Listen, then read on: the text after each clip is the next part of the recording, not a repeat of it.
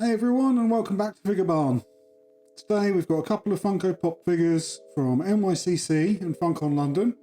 We'll also be looking at one of the meme-inspired figures, as well as a couple of additional pickups, before finishing off with a special free gift from Funko Europe. So, let's get started. So as most of you are probably aware, in mid-October New York Comic Con NYCC took place, and naturally with that there was a whole load of exclusives that came out, both convention exclusives and online. I won't go through all of them, but we'll put an image up on screen here. But there were quite a few Funko Fusion limited pieces that were physical con only, but most of the others were online in limited numbers, such as the Sandman. You've got the Spider Demon Father there from Demon Slayer, Witch Hazel from Looney Tunes, the Mystical Elf from Yu-Gi-Oh, Metallic Wolverine up there, and Deadpool on his Zamboni machine, Britney Spears, and a whole load of others. But this year there weren't really that many from the movies line, which we focus on, apart from this one here.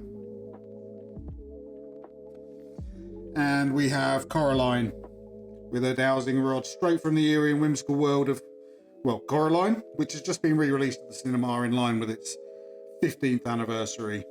Now, for those of you that don't know, Coraline is a stop-motion animated film based on Neil Gaiman's novels. It follows Coraline Jones as she discovers a parallel universe that seems perfect at first, but hides some pretty dark secrets. So, with the help of her friends, Coraline must outsmart the sinister other mother to save her family and return home. Now, this figure captures Coraline using a dowsing rod as she navigates the mysterious other world. Now you can see her bright yellow overcoat and her blue hair makes her fairly instantly recognisable there, and she continues her quest to uncover the truth.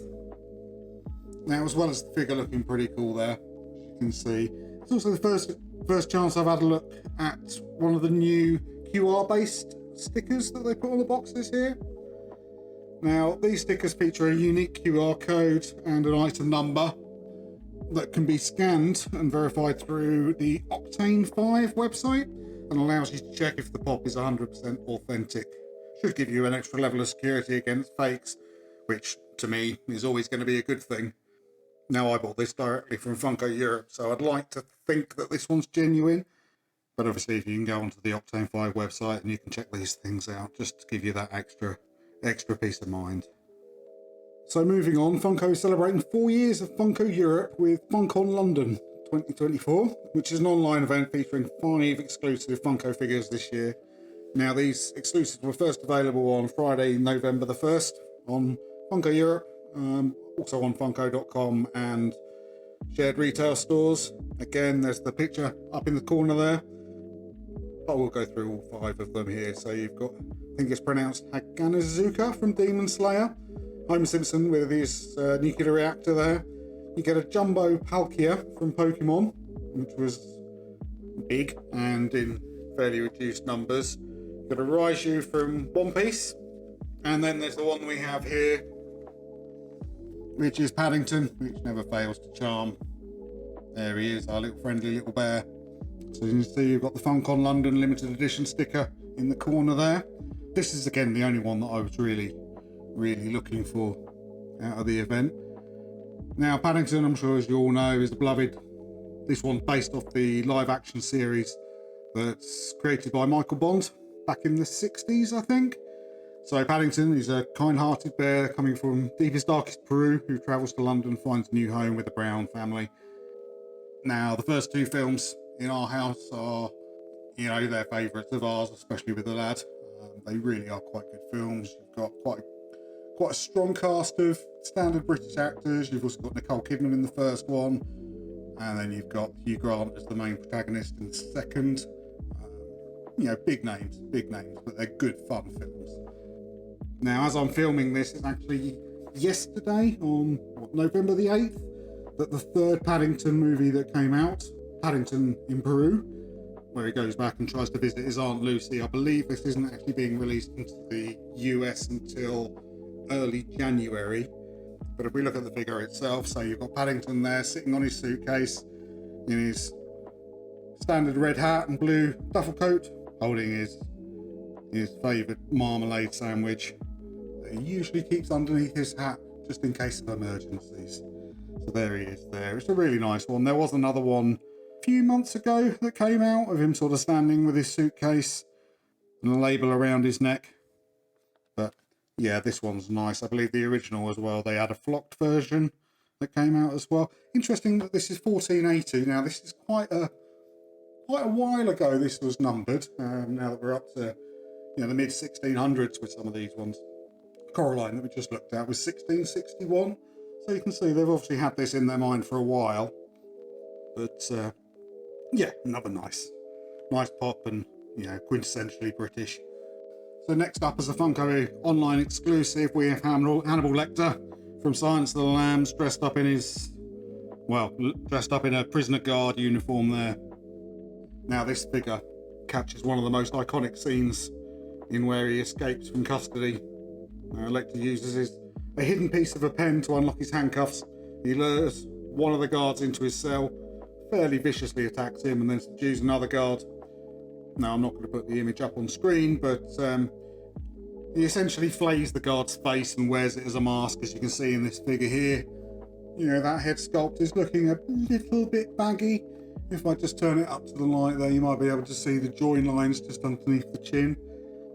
Now, as he's dressed up as the guard, wearing his face essentially, he calmly exits the cell. Now, with the authorities thinking that it is actually the injured guard, they start transporting him to hospital, only to realise far too late that the real Hannibal Lecter has escaped. It really does sort of show his terrifying intelligence and his brutality, making it a fairly unforgettable, if not slightly bloody scene. But there he is there. Anthony Hopkins bringing a really, really strong performance as Hannibal Lecter. Now, the next one we have here is from the meme series of pops that they've released recently, and this one's Boromir, great Sean Bean from the Lord of the Rings movies. Now, the Boromir meme, often referred to as the one does not simply meme, is one of the most popular and enduring memes on the internet. It originated from the 2001 film from the Lord of the Rings, The Fellowship of the Ring, directed by Peter Jackson. Now, in this movie, Boromir, played by Sean Bean, as I've said, he delivers the iconic line, "One does not simply walk into Mordor," during a Council of Elrond scene, emphasising the difficulty of the peril and the quest to destroy the One Ring. Now, the meme typically features a still image of Boromir with his pose, with his fingers clasped like that, sitting on his chair, emphasising the seriousness of this statement with a top text that reads, "The one does not simply," and then the bottom text is, it's generally modified into thousands of different situations. I know I've seen it used multiple times. Again, just trawl the internet, you'll find plenty of ones to refer to, or any meme generator site. I'm sure you can make up your own. But yeah, it's an interesting one. An interesting one. I don't think there has been another pop of Boromir himself, so it's a good one to go with the Lord of the Rings collection, meme or not. Now, going back a good 10 to 12 years back from the Lord of the Rings, we have another great figure here which we picked up, which is Uncle Buck. Now, this great movie, absolutely great movie from 1989, starring the late John Candy as the titular character, who is tasked with taking care of his brother's kids. Despite his unconventional methods, Uncle Buck's heart of gold and hilarious antics endear him to the kids and viewers alike. As I say, growing up for me, this was one of my favourites. Really great film, loved John Candy. It's a shame he went too soon, basically. Now, this figure here, it features the lovable and bumbling Uncle Buck with his distinctive hat.